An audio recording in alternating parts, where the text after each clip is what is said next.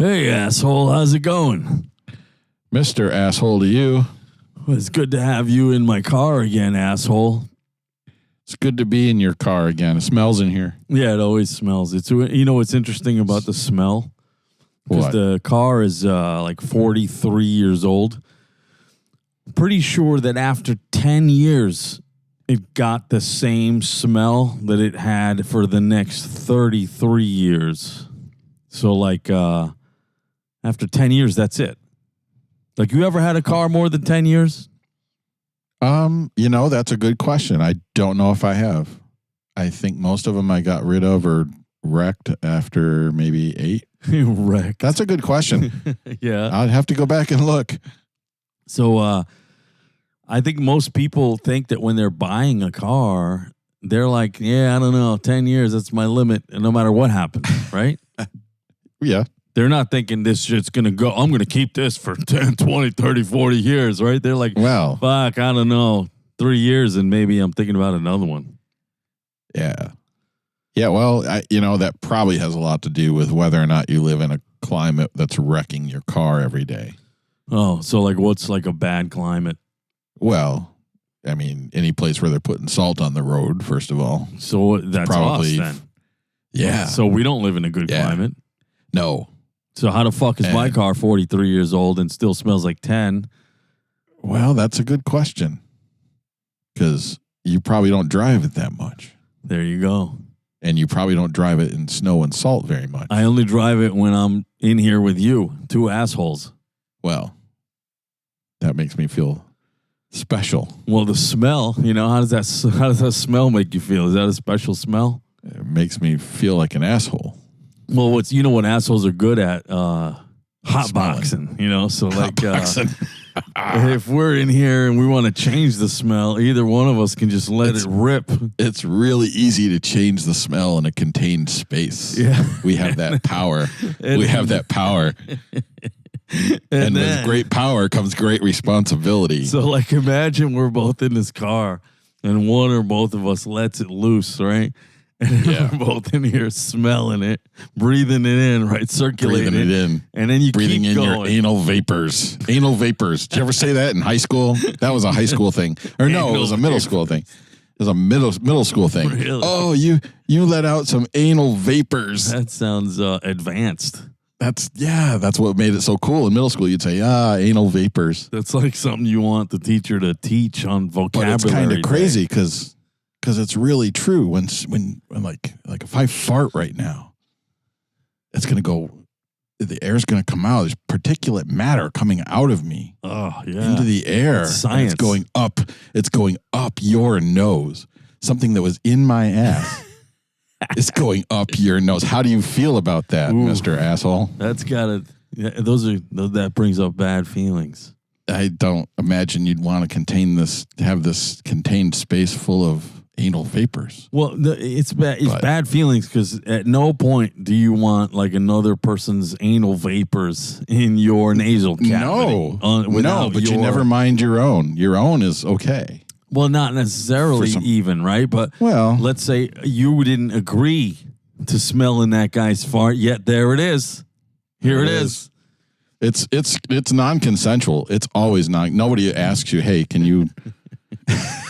So the thing about it... Hey, listen, I'm a little low. Can you give me some methane? Throw some of that hydrogen disulfide in my direction. Rectal particulate matter into my nasal cavity. That's the thing. If you're a super nerd, you'll remember that hydrogen disulfide is the thing that makes the fart smell like a fart. That's right. Hydrogen disulfide. And it's it's got a sulfury kind of smell almost. Eggs. Yeah. Is that egg smell? We're back to eggs. Yeah, the eggs. See, it's full circle, man. We're going to be talking about eggs every show from now on. How could you not? It's the circle of life. I know it is. Eggs, females have all the eggs they're ever going to have when they're born. Yeah. Humans. Yeah, humans. Don't tell them that in middle school. Uh-huh. But that's it. That's all they get. That's the science part of it. If you're a science nerd, you want to know all these things. There's that's right. You can anger someone and teach them at the same time. Yeah. So getting back to I don't want to forget, because we were talking about vehicles and how old they are and how long you're going to keep them. So this one time I had this well, you know about the old Durango that I used to have. Right. It was my very first one. Yeah, I've had like 3. So it was way back in the day. You keep recycling Durangos. I do. Because they're generally have been great. I mean, like, I know what goes wrong on them. Yeah. And I know where all the controls are, and they don't change them that much. And brought to you by Durango. So the very first one that I had was a 97. I think it was a 97. I'd have to look. I don't know where I'm looking for things, but I always say I have to go look. Where am I going to look to find the answer to that? Right, I think it was in 1997. I'm going to have to go back through boxes and boxes if I was really going to go look. Anyway, so there was this one time. It was towards the end of the life of this Durango. It was before the Durango Jesus thing, which we'll get to someday. But did you know that the life was ending soon? Or no. Was it sudden? Well, the writing was on the wall because it was rusting out. And I was doing things to try and keep it from falling apart completely. So yeah, it was near the end. And it was one of the last road trips we took in it. We took it down to Florida, and I was parked in this parking garage it was either a hotel, I believe it was the hotel that we were staying at, either in Florida or in South Carolina, one of those places. And I was sitting in the vehicle in this parking garage, and these people were walking. I had backed into the parking space, so I was kind of up near against the wall of this parking garage inside, probably second, third level. I'm sitting in this car, and these 2 people are walking behind the vehicle. They'd gotten out of their vehicle, and they're walking behind all the vehicles. And they stop, and they didn't realize I was in it. And they started talking about how rusted out my vehicle was. Right? And I'm hearing them. I can hear everything. I'm just sitting there. They're like, can you imagine the asshole that owns this fucking car? What right? Well, they're looking at. Well, the first thing they see is the New York plate, and they go, "Oh!" That's like one of the first things I heard was, "It's them." Oh, well, that makes sense. That explains it. Because they're looking at all the rust, and they're going, "Wow, that's really rusted out." And of course, all the other vehicles, they're from down there that way or whatever. Oh, so that's a good climate down there? Yeah, they're not used to seeing vehicles that were rusted out as this vehicle was. And they're like, "Why is it so rusted out?" "Oh, it's from New York. You see, that's what salt does. That's what salt does to your vehicle. It's terrible what happens to your vehicle up there." And then they look and they see me sitting in it. They noticed that I was there, and they were talking about my vehicle, and they made one of those scurry exits, like, and then they just kind of skittered off. Like 2 prairie dogs. I'm like, "You're not even going to let me answer." I mean, I agree with you. This is rusty, and it's because I have driven it in salt for 10 years or however long I had it. And so, yeah, that was kind of a fun little event. So that's true, though? Like salt equals rust? Yeah. I never figured out that chemical reaction. Yeah, it rips everything apart after a while. But it's just because it stays on the vehicle, and it's oxidation. So you got to hose it off. Don't ask me beyond that. I hated chemistry, so I don't know. I just learned like yesterday that there's heavy water and regular water. Did you know about that? Oh yeah, sure. I didn't know anything about heavy water. H2O. Tritium. Like an extra. What's it got? Like an extra neutron, I guess. Something like that. Anyway, I don't know. Chemistry sucks. I did 5 weeks and bailed. I mean, it's not necessary for you to know because you're not going to be dealing with heavy water. No, not unless I'm trying to do nuclear fusion. It's funny that you bring that up. You said nuclear fusion? Fusion requires deuterium and tritium, which is basically just different weights of hydrogen. You know, I had a friend who I used to talk, a friend of mine I used to talk to about dreams, and he told me one of the craziest dreams that he had was that he woke up in a tub of water, and there were scientists hanging around looking at him, and they kept referring to heavy water, and I was like, oh, that's creepy. That is a little creepy. Yeah, because it implies something. Because heavy water is not part of our daily existence. No, not at all. As a matter of fact, it's like one in 5,000. If you drink heavy water, you'll die. Yeah, your body, I guess, doesn't absorb it right or at all or something. I don't know. Something will get fucked. It's only like 1 part in 5,000 in the ocean, I guess. Yeah, then It's not something Tritium that's doesn't around. exist at all. You have to actually manufacture that. You can't even just get that anywhere. Yeah, I think the that's like Nazis 3 had to neutrons make or something. that. Yeah. Yeah. So it's chemistry, and I just at the time I hated it. Now it's kind of interesting. Well, simple chemistry I think is interesting. But once it gets complex or you lose context, you're like, what are you talking about? Yeah, and what about I use this for, and when does this? But like back to your Durango, okay. I want to hear how this story goes. Well, that was kind of it. I mean, they made fun of you, the guy who's sitting in there full of salt with his car. Oh shit, right? But what I mean is, this motherfucker probably brought the salt down here with him. Asshole. Look at that asshole full of salt. Right. He looks like a salt. So salt. He looks salty like a salt. What I wanted to know actually is like, how long have you kept your cars? At minimum like 7 years. I'll keep a car 7 years. So 7 to 10, but then by 10 they're out. 7 to 10.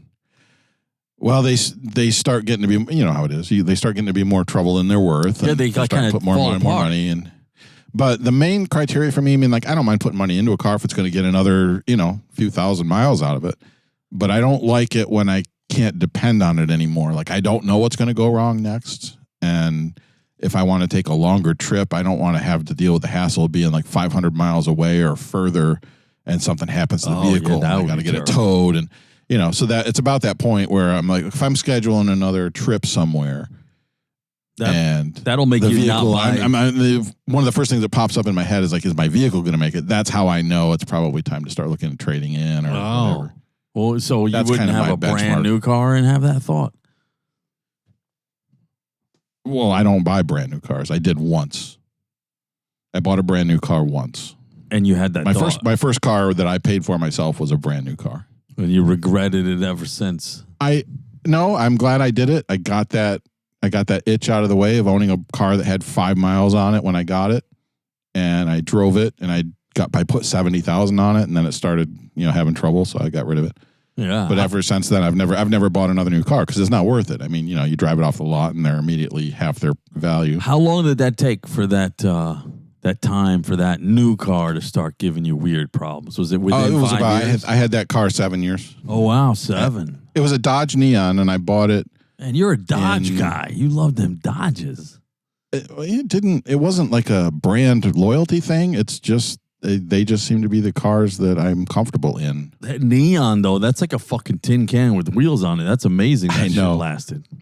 I know, and I loved that little car. It was fun to drive, but yeah, they're not worth much, and they don't. It was nice at the time, but I like I said, I kind of got it out of my system, and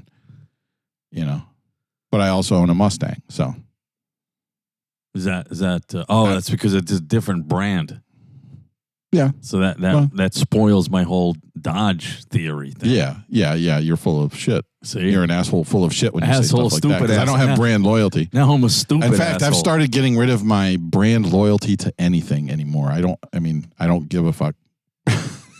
if the brands don't mean anything anymore, because tomorrow somebody could buy it anyway. Right. Could be owned by somebody else. Yeah. So it doesn't matter. It's just whatever works until shit stops working. And if they don't take care of it, or if it just keeps breaking, or, you get a new one and it keeps doing the same thing, then I just don't buy that brand anymore. Yeah. So like this thing, smelling weird, accent smell with farts and all that, it's interesting how over the years, this car, when it was 10 years old, that was like the writing was on the wall, where it was like, my father was like, all right, I'm done with it. You can have it. 10 years. Like you have that. You're like, nah, I never thought I'd have that past 10 years. I'm good with you taking it and you fuck with it. Right. So it's funny. The smells were the same. It was 10 years, some miles were put in. But the thing kind of like, I don't know, somehow I want to say it held up surprisingly, but that's actually not true at all. No. When we were first driving in this car, little did we know that being in like 4 feet of snow from lake effect and all that shit and whatever salt involved there, by the time I brought that car back here to the city, I had no fucking idea the whole gas tank was hanging out by a fucking thread, ready to fall out onto the highway at any minute. Yeah. You know? Yeah, so that scary. happened. Yeah. What else? So the funny thing is, did you ever blow up like a serpentine belt and get that all over your engine? Oh no, luckily nothing like that. Yeah, one of my Durangos did that. The belt snapped, and instead of just falling off and the engine just kind of shutting down, and because the belt, it keeps things cool. It should just fall, right? So what happened? It should just fall off, but this one just disintegrated. This one, they were still finding little shards, little threads from this belt for years of service. Every time they'd service it, they'd find more of these shards like all over the engine, compartment. And this belt, we were on a trip. We were heading south again. We were going just down the East Coast somewhere, and all of a sudden the engine started overheating, and I opened the. But you're driving while it's overheating. It's driving. Well, yeah, it started. Well, we were on the highway. We were on a major highway, so I had to pull over, and we had to get a tow. And but it still drove or something. Like how? Because the Serpentine. Well, you can only get so far. You need to get off the road and not drive it pretty quick. But when the Serpentine goes. Can you actually still drive the fucking thing before it totally just disintegrates? Yeah, the engine still drives the vehicle. It's just the belt isn't powering anything anymore. It's not powering the fan. It's not powering the alternator or anything. Oh yeah, I see. So you were so the belt snaps. You hear this crazy sound, and then lights start going on, and then the temperature starts going up, and you're fucked. So you heard the snap. We heard something. It was like a loud thump. It sounded like you kind of ran over something or whatever. Right. But yeah. Is this one of the Durangos? This was one of the it was one of the Durangos. Wow. The main thing I've had, the only real main things I've had, and serpentine belts can break on anybody. I mean, if they get old and you haven't inspected it, you deserve what you get if it fails. But the main thing I had that was consistent among all three that I've had, except for the one I've got now, I think I've had 4. Have I had 4? I don't know how many I've had. 3. There's this thing called an idler pulley. Yeah. Very common. That fucking thing. The idler pulley is they fall off, and you're really screwed when they fall off. It's kind of like losing a belt. It's eventually without your idler pulley. If you don't know what an idler pulley is, one day you'll fucking find out the hard way. You will eventually know one day or another. And I have two trips, and near the same spot on the highway. I've lost an idler pulley on 2 different vehicle Durangos. But, we always kind of lucked out. I mean, it worked out okay. There's people it didn't ruin our lives or our vacation. We just, we got towed, and it was, 7-hour delay. It's like losing the belt because the whole thing comes off. Yeah, everything just stops working. Yeah.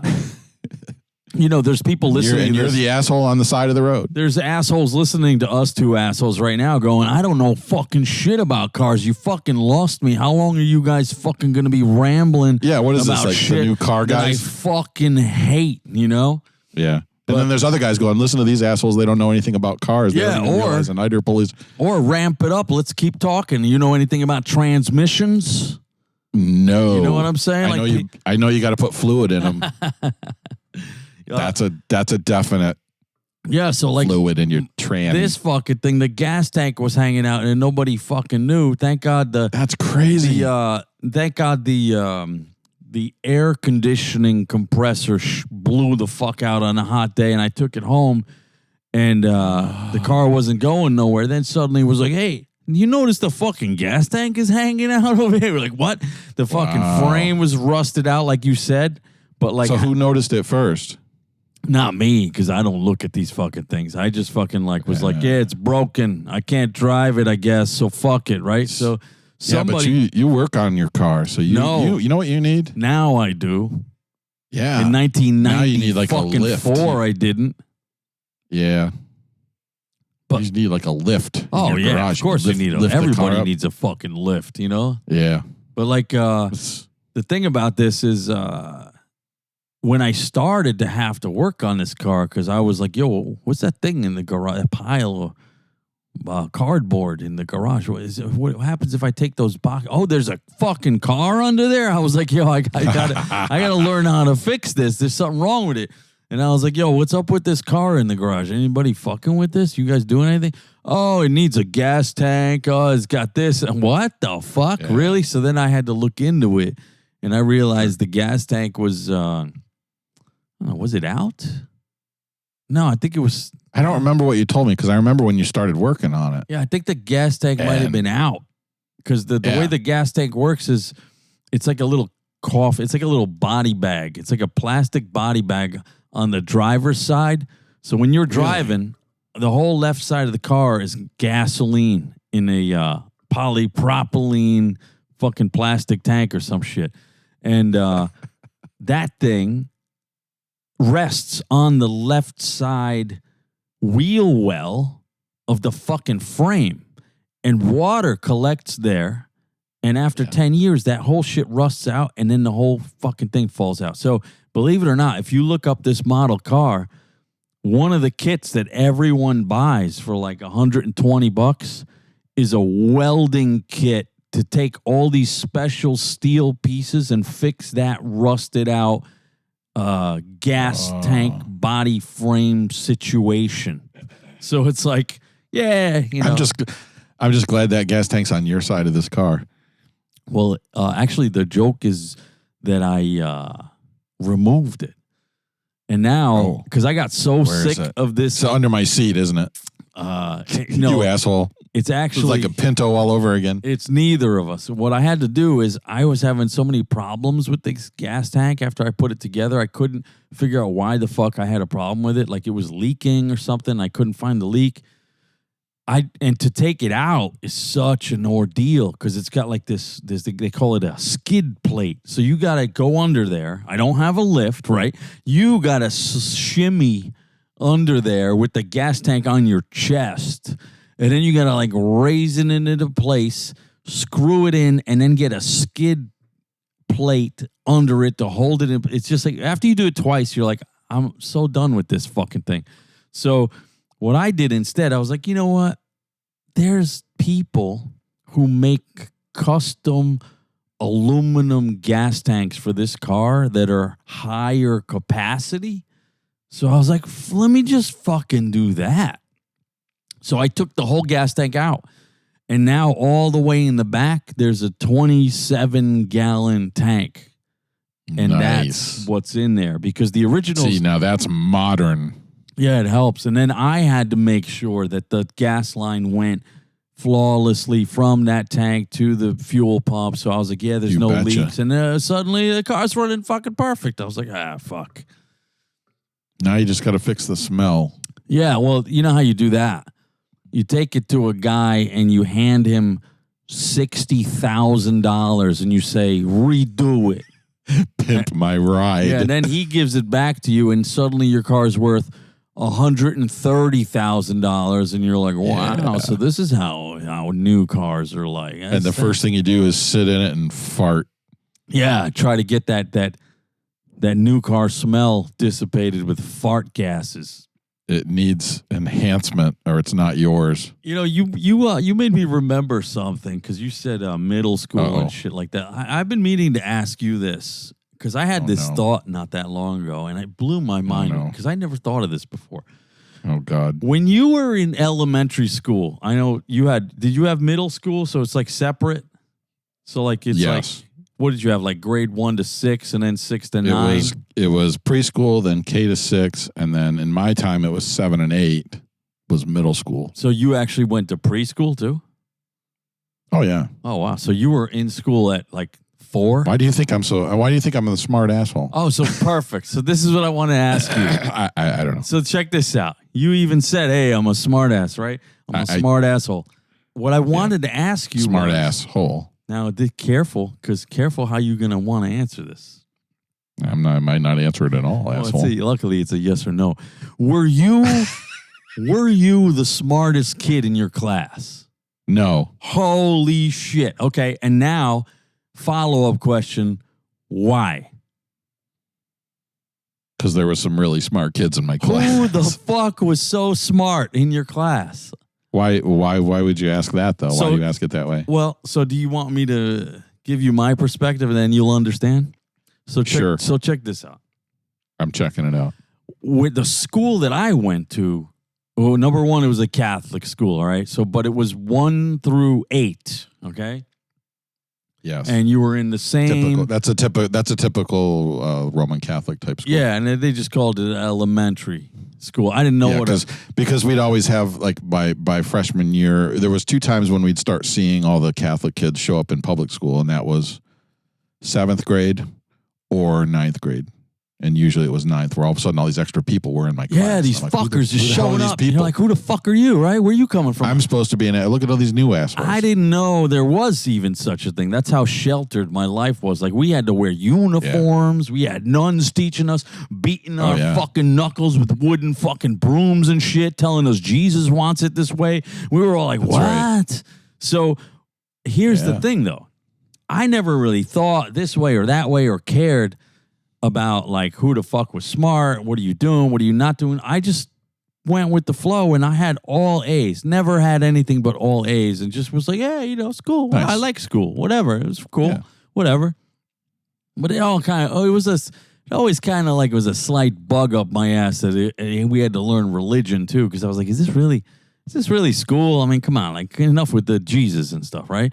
Shouldn't we be learning something else, right? And then that got to a real problem later, but I'll hold that off. The main thing is... You think? The main thing is, I didn't even really care if I was smart. Nobody talked about who's the smartest or anything. There were no geniuses or nothing. But then all of a sudden, like... Or maybe not all of a sudden, but there was this one kid that the whole time... It was like he took pride in trying to be the motherfucker that knew the answers to everything, like he was having a competition with himself to be the smartest fuck. So we all knew, oh, Adrian, the smart kid right here. He was like the kid who he couldn't get no fucking spelling wrong. He couldn't fuck nothing up. Otherwise, he's going to go home and I don't know what's going to happen there. Like his mother and his grandmother were definitely going to fucking do something to him. So he was like probably stressed the fuck out. But everyone was like, all right, let Adrian be the smartest kid. So everyone was like, all right. So I was thinking, yeah, I guess maybe Adrian's the smartest kid in the class. I don't know. I don't really care. I'm not having any problems. I ain't stupid, you know, but maybe Adrian tries harder, right? Cool. But this is like starting from like first grade and shit. The motherfucker is already trying to take that title. Mm-hmm. Now, check this out. Fucking, I think it was, if I get this right, it wasn't 3rd grade. It was probably 5th grade where some son of a bitch slid into our fucking class from another country, coming in there, and get this, his fucking name was Simon. Motherfucking Simon comes in here out of... His name was what? What's Simon? That? His name was Simon. So he comes in here out of left field, obliterates the IQ charts, leaves Adrian in the fucking dust. Now Adrian gets to feel what it feels like to be number 2, which has got to be rough. Now I'm sitting there going, yo, what is this? Like no one understood. They were like, that guy's an alien. And I was like, there's something wrong with that fucking kid. He was coming in. I'll give you an example. We'll be sitting there. This motherfucker had questions ready before we started anything. It was like he had a list of the shit he studied right before bed and had dreams about so that he could come in here and start questioning the world because the encyclopedia at home didn't have the answers and he read them all, you know? It's like, who the fuck are you? What is wrong with you? So then this motherfucker was number 1. Adrian's number 2. By now, we're in 5th grade. Now I'm starting to think, oh, shit, this is a contest. Now we're all degraded now. Thanks a lot. Now I'm like, yo. You've all been taken down. You're all down a notch. We're down a notch. We're dumber. We're not, no one cares so much. Imagine being the dumbest kid in that class. How fucked you are. You thought you were just a little dumber now. Right? And you're not getting the attention you deserve because fucking Simon over here is asking about vitamin K absorption in the fucking intestines, right? And everyone's like, what the fuck does absorption mean? You fucking motherfucker, right? So So now I'm. And what do you remember? What country Simon was from? Simon was from Poland. This motherfucker came in like a Polish like a. I don't know. I can't give a good like an Einstein from fucking Poland. Yeah. This motherfucker with enthusiasm he came in, right? And this was already in 5th grade, so you know he had school before that. Yeah. Now. And I'm going to let you finish, but you wrap it up quick because I got to respond to all this. Yeah, so I'm going to wrap it up now. So now I'm sitting there going, I must be number 3 then. And sure enough, from then on, I was always fucking 3rd smartest, but it's not like you sit there going around talking about it, but I knew for sure. So what I realized, this is my whole point when I asked you, if I wasn't given the shit sandwich of having Adrian and fucking Simon slide into my fucking world, guess what? You would have been talking to the smartest fucking kid in his fucking class right here without even trying or realizing it because I was default number 3. So I ask you. In 5th grade. Well, done for 1 through 8. You know, like that, like your whole ego development would have been like, I am the shit, motherfucker, right? And then you would have worked to maintain that. You might have. I don't know what would have happened because these are all what ifs. So I ask you, why the fuck weren't you the smartest? Well, and I don't know how many people you had in your class. 30. 30 in the entire year class. Yeah, the class was 2 30-person classes per grade. So my class was consistently 30 people. Right. And the entire, like, if you were to graduate in 5th grade, if everybody were to graduate in 5th grade in your school, there would have been 60 people standing on stage. Yeah. Okay. All right. That's fine. Well, I'm going to blow your mind because the smartest guy in our class was named Simon. Oh, wow. Like, what the fuck? Simon T. I won't say his full name, but Simon T. And he had a really hot older sister who was a grade or 2 ahead of us. She had this beautiful, well, anyway. Man, you really liked her. He came in, and I believe he was also, I believe they were from England. Mm-hmm. Accent and everything. He just showed up and fucked everybody's bell curve up like big time. Came in there with a rugby shirt. But it's interesting something you said because you kind of pointed out like the crux of the biscuit here, which is. These people show up and they're smart and they're asking questions and they're embracing education and they're from other countries. And what do they get when they get here and do that? They get mocked roundly.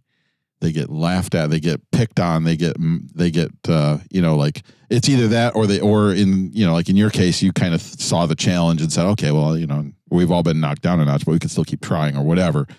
But generally speaking, if you're a nerd in this country, if you're too smart, you pay a price for it in this country. Which is what? In this education system. Well, it's nobody sees that it's a good thing that you're that smart. These kids, kids will just make fun of you if you're that smart. Yeah, but what if they'll be angry with you? What if you're so smart? They'll be angry with you because you're screwing stuff up for them. You're saying, well, these kids, they're already not getting great grades because they hate education and education is a little weak here anyway.